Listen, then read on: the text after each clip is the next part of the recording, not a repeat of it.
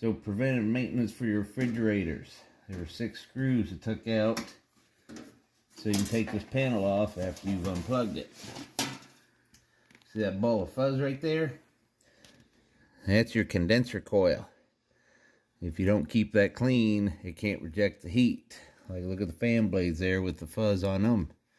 You want to clean those up too.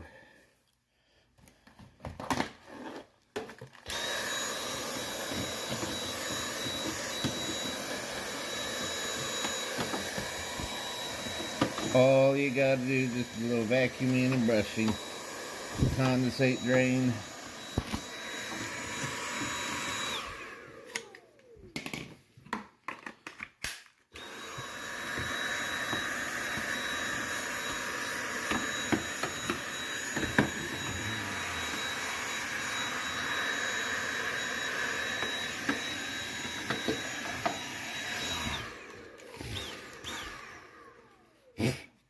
Don't forget to get the panels.